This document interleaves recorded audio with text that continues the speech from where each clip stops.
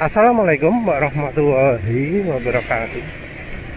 Jadi kali ini penulis mau bahas ya, soal apa ya, orang kerja di jalan, naik motor terus di jalan, yang kerja ojol, ojek online, kerja antar barang, kerja food itu ya. Dan ya banyak ya, yang penulis amati itu yang ya motornya kondisinya memprihatinkan dari sisi pelumasan, memprihatinkan dari sisi suspensi. Motornya hancur kabeh,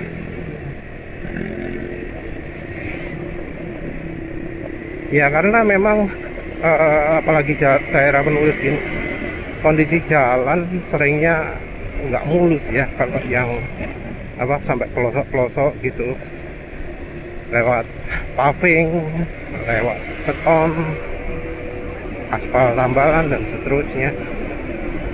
Kalau yang daerah operasinya mulus sih itu lumayan enak ya. Kalau nggak mulus juga untuk soal oli mesin.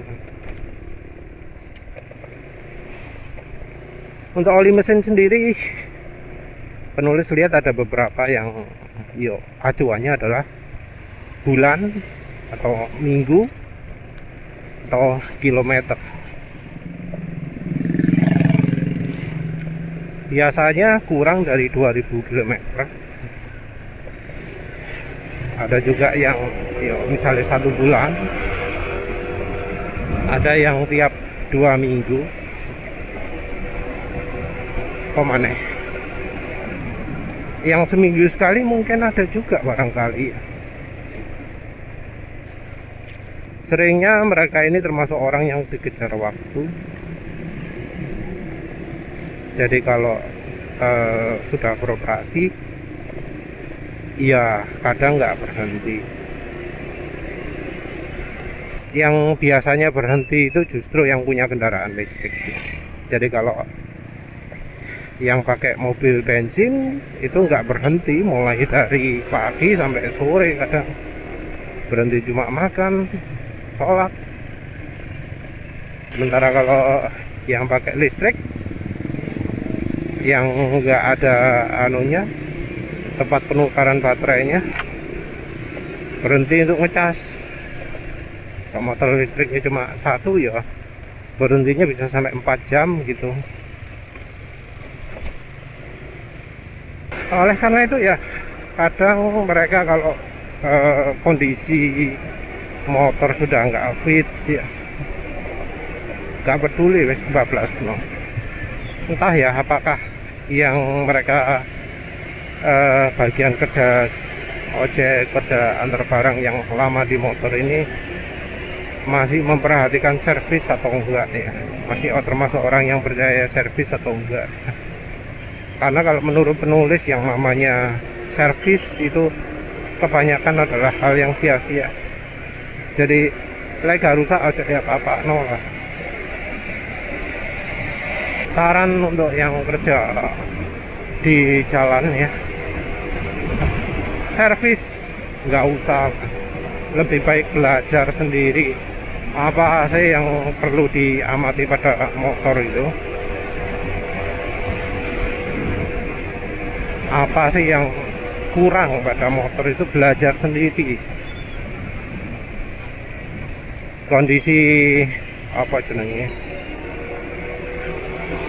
kayak bearing oblak, baik yang di roda, di setang maupun di dalam mesin, itu ya diamati sendiri.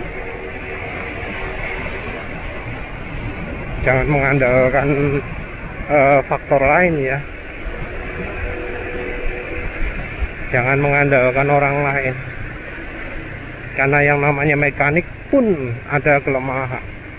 Beberapa problem pun hanya bisa diamati ketika kendaraan sedang dipakai. Beberapa masalah, beberapa problem nggak bisa dilihat dalam kondisi berhenti ya. banyak ya faktor servis itu yang ya sebenarnya redundan, manfaatnya minim atau nggak ada.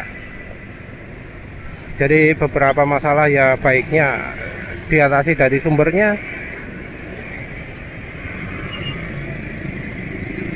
Kalau misalnya throttle bodinya kotor, ya mudah kotor, ya filternya diperbaiki, dibenahi.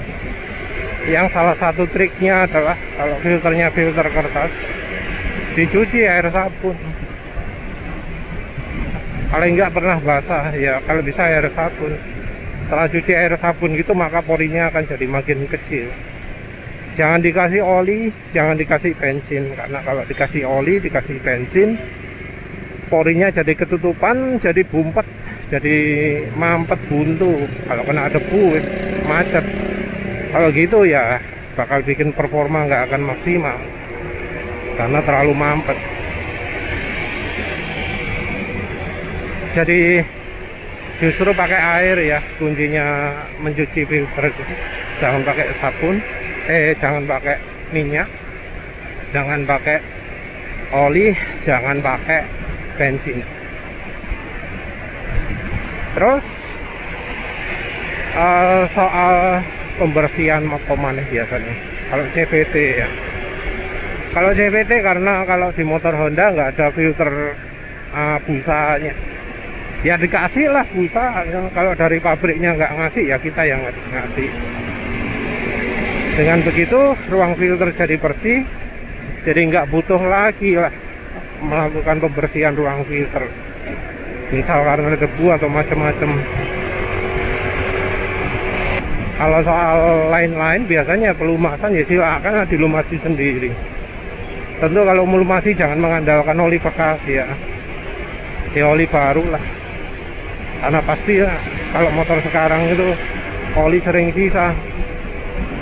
Beli 800 ml sisa karena di motor mintanya 650. Beli 1 liter sisa karena motor mintanya 900. Untuk perawatan piring ban, ya kalau mencuci jangan pakai sabun. Dari mencuci itu ya pakai air, jangan pakai minyak, jangan pakai apalah. Kalau pakai minyak ya usahakan minyaknya yang nempel, yang bisa awet. Kalau motornya pakai rantai, ya mungkin ya gini aja wes, cari stempet yang bagus, yang ya ada pelicinannya, ada anti ausnya, ono ZDDP ini kalau perlu. Tapi biasanya molybdenum atau posisi ini maneh itu sembuh lah. Terus pokoknya sama anti aus ya. Terus cairkan, rendam rantai di dalamnya. Terus siapkan juga lilin atau apapun lah ya yang kondisi padat dalam kondisi dingin. Rendam dalamnya. Harapannya lilinnya nanti mencegah pelumasnya keluar. Karena problem dari rantai itu kan bagaimana melumasi antara mata rantai satu dengan yang lain. Seringnya bisa lolos, bisa hilang karena air sabun atau karena hujan. Jadi kalau jalan kecepatan 100 di saat hujan itu kena air juga, biasanya pelumasi gampang hilang. Tapi ya ini contoh ekstrimnya, kalau kerja antar barang ya mestinya gak banter-banter banget, tapi ya kira-kira sama lah ya. Kalau motornya rantai, untuk nyetel rantainya ya jangan dalam kondisi standar tengah ya. Walau rekomendasinya pabrikan, rekomendasi mekanik pakai standar tengah, nyetel rantai yang benar itu ya ketika dinaiki, kalau perlu pas lagi bawa beban, karena di saat itulah dibutuhkan kekencangan rantai yang pas. Tentu ini bergantung pada suspensi. Nah soal suspensi ini baiknya ya pakai yang jangan single action. Artinya kalau motornya masih pakai suspensi orisinil ganti. Mungkin ada yang ngomong, oh suspensi orisinil enak kok. Ya, biasanya orang ngomong gitu karena nggak pernah merasakan suspensi yang beneran enak. Jadi karena nggak pernah merasakan yang enak, akhirnya pun ngomong suspensi orisinil itu enak. Sayangnya kalau untuk perjalanan jauh gini atau bawa barang menulis nggak bisa rekomendasi merek DBS. Karena merek DBS itu kalau untuk bonceng berat nggak cocok, bawa beban berat nggak cocok karena pernya terlalu empuk. Kalau pakai dumper bisa diatasi, tapi ya mungkin bisa butuh 2 atau 3. Penulis sendiri untuk bonceng 2 dengan ya beban yang nggak terlalu berat, kira-kira 150 lah atau 160. Itu pakai 2 itu terlalu ngepres. Jadi kalau boncengan per 3 wis gak cukup, wis terlalu mentok. Ya bisa sih jalan pelan-pelan, karena jalan agak kencang dikit di jalan yang nggak enak pasti klotak-klotak karena mentok. Jadi kalau untuk boncengan per 3 rasanya butuh 3 dumpernya, ganjel pernya. Kalau merek yang biasanya cocok ya ISS ya. ISS tentu nggak perlu pakai tabung karena kemahalan. Tapi ya yang nggak pakai tabung pun harganya mahal juga ya. Yang Z series itu harganya bisa sampai 900 berapa gitu ya. Yang agak murah DTG, tapi entah DTG yang beredar sekarang ini asli atau enggak. DTG sendiri mbah kok yang Evo kok gak ada kesan positif. Penulis sendiri pernah nyoba yang DTG hybrid, nah itu luar biasa, itu empuknya nemen, itu setara dengan bawaane Suzuki Skydrive, Suzuki Spin, itu suspensi bawaannya enak. Tapi entah apakah yang dijual sekarang masih enak atau enggak, karena mungkin cuma bentuk fisiknya tok podo, dalamannya beda. Sebenarnya kalau pingin bawa barang enak itu ada tipe DTG, tapi masalahnya banyak suspensi yang ngaku-ngaku tipe DTG tapi sebenarnya bukan. Contoh merek apa itu, KYB apa Soa ya, mungkin KYB. Di website resmi ngomong, oh suspensinya double action, padahal jelas-jelas bukan double tuh, padahal jelas-jelas tipenya itu nggak memungkinkan double tube. Jadi tipe double tube itu biasanya bagian tabungnya ada di bawah, ukuran tabungnya agak besar karena di dalamnya ada tabung lagi. Nah double tube ini unggulnya adalah ya lebih konsisten kerjanya, ya lebih nyaman juga. Tapi selama olinya masih ada, selama olinya masih bagus. Salahnya kualitas oli pada turun. Ini kebanyakan oli-oli aftermarket lemahnya di bagian itu, ketahanan daya kerja. Kalau yang ori ya lah, yes, kualitas Jepang sekarang amit-amit. Yes. Jangan sekali-sekali beli suspensi belakang ori ya. Rugi setengah mati. Selain tipe single action, hambatannya juga terlalu cepat habis. Pemakaian beberapa ratus kilometer sudah hilang. Yang di motor penulis dulu pernah beli punya Oppo motor Honda di rumah, dipakai 2 minggu wis hilang efeknya. Ya mungkin cuma kepake 200-300 km hilang efeknya. Rugi sekali kalau beli suspensi ori. Kalau motornya baru pun, kalau mau dipakai ngojek jangan pakai yang suspensi ori. Dalam kondisi masih oke, karena tipenya single action, dia akan mentok di jalan yang ground jalan, bawa beban berat, jedak-jedok gitu ya. Ketika olinya sudah hilang, di dalamnya gak jedak-jedok lagi, tapi makin liar gerakannya, makin dedak gitu ya. Kalau sudah geradakan gitu ya plat nomor hilang, lampu belakang mati, bodi belakang makin lama makin hancur, koplok-koplok, lampu belakangnya jadi lepas, jadi goyang, nggak didudukannya lagi. Kan emang motor ya, ya. Ini tergantung medan lah ya. Kalau yang medannya ekstrim bisa cepat selesai. Kalau merek DBS yang 8686 itu sudah cukup. Harga ya 250 berapa gitu. Ayo yang YSS DTG mungkin 450 atau berapa. Yang Z series 900. Perhatikan juga spring rate ya. Like kurang ya beli ganjel per bumper yang merek murah harga 10.000. Untuk nyelobakannya kadang sulit, jadi ya harus direbus air panas dulu baru masangnya gampang. Terus habis itu soal apa sih, emang banyak ya yang nulisnya sarankan itu oli mesin aja lah. Oli mesin jangan pakai merek dealer, jangan pakai merek AHM, masih sing SPX ya.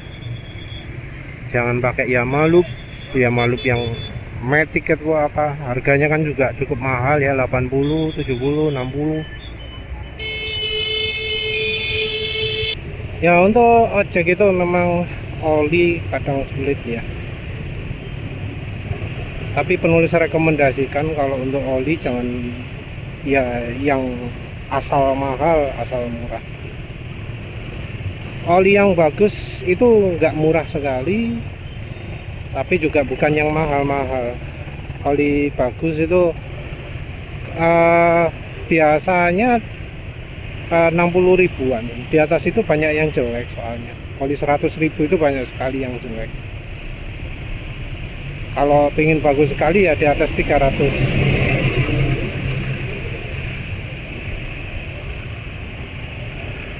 Itu pun ya nggak jaminan karena banyak penipu di dunia oli. Kalau untuk kualitas dari oli-oli lokal itu biasanya oli kental ya yang bagus. Kalau oli impor yang merek kayak Yacho, kayak Froam itu 10W40 nya pun bagus.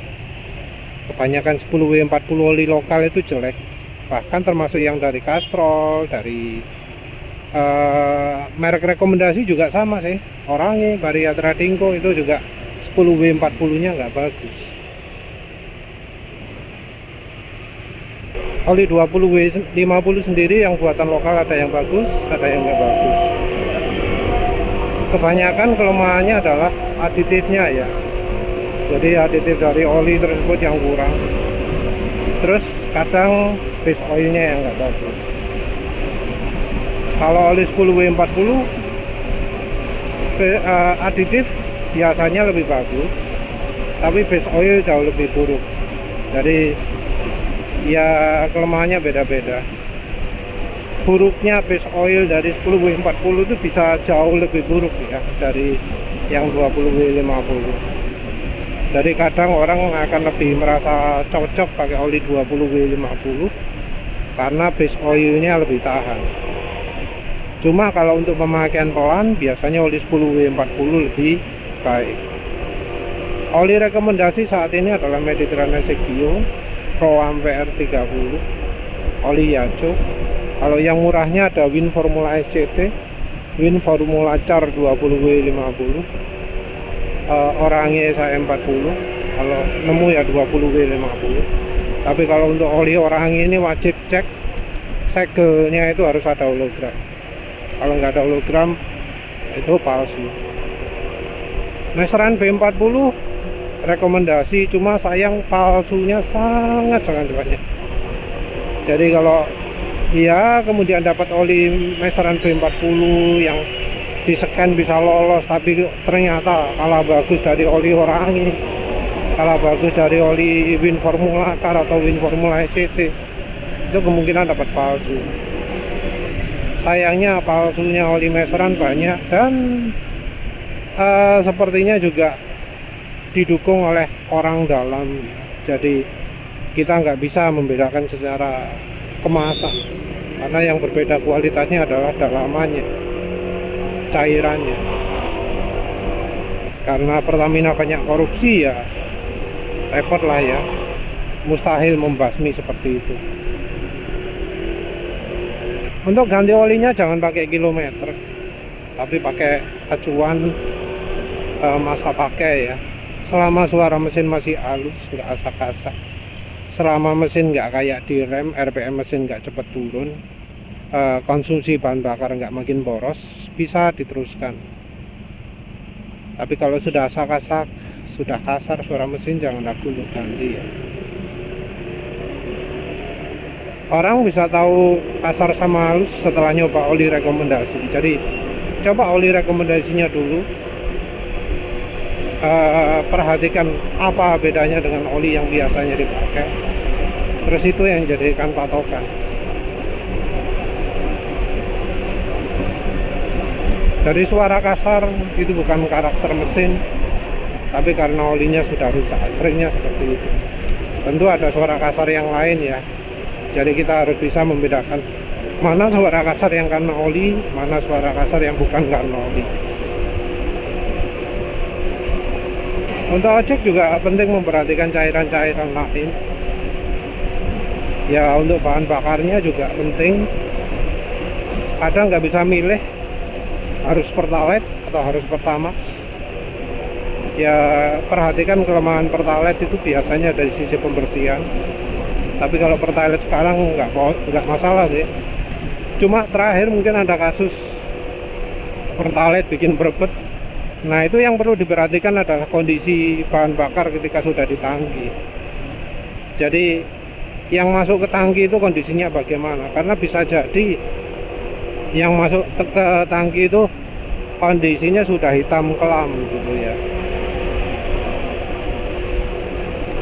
Kalau sudah hitam seperti itu yo nggak akan bagus lah untuk mesin.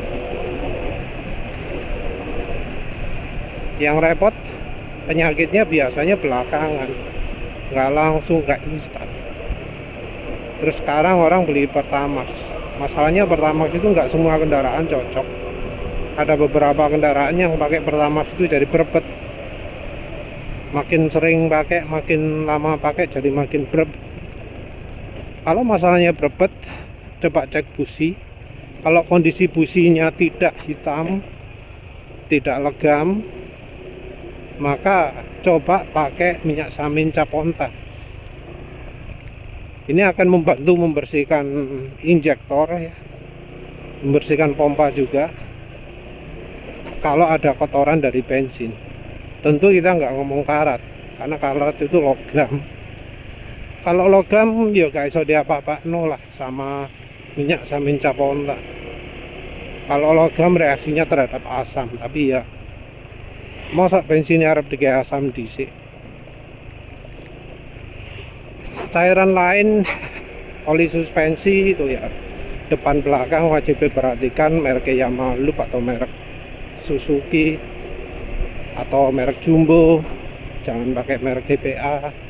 Cairan kulan itu pakai ya merek Yamaha Loop awet. Jangan pakai merek AHM. Minyak rem juga Yamaha Loop lumayan, jangan pakai merek AHM. Terus stemped gear, sebenarnya stemped grease itu nggak terlalu perlu ya untuk CVT itu. Jadi CVT selama nggak kebanjiran, nggak kena bensin gitu, awet kok stempednya. Kadang malah melakukan servis stemped, servis CVT itu justru jadi sumber kerusakannya CVT, karena sama mekaniknya diguyur bensin.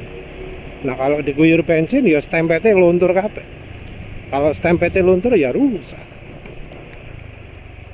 Walau nanti dikasih stempel lagi, masih ada sisa bensin.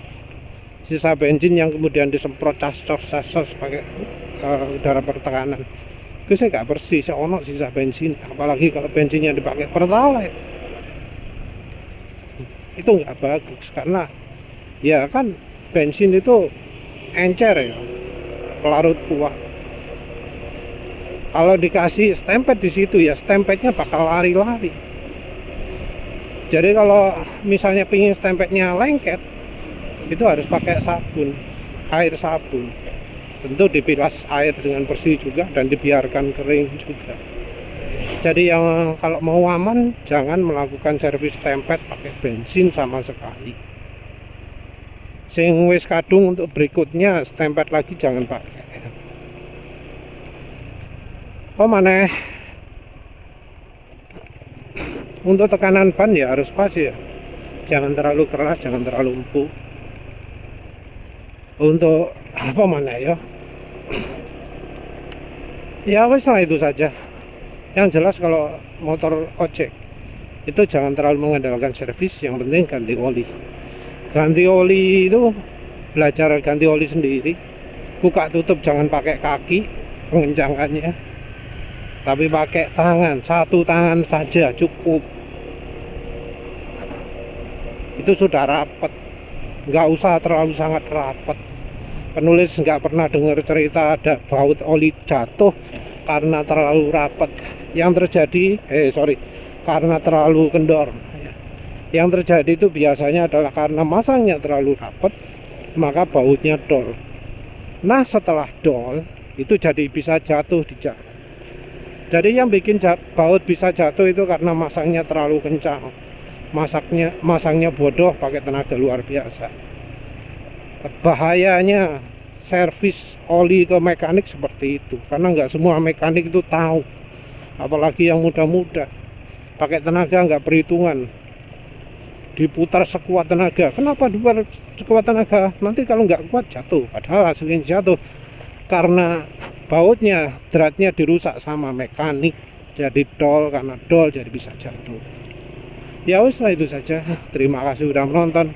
Assalamualaikum warahmatullahi wabarakatuh.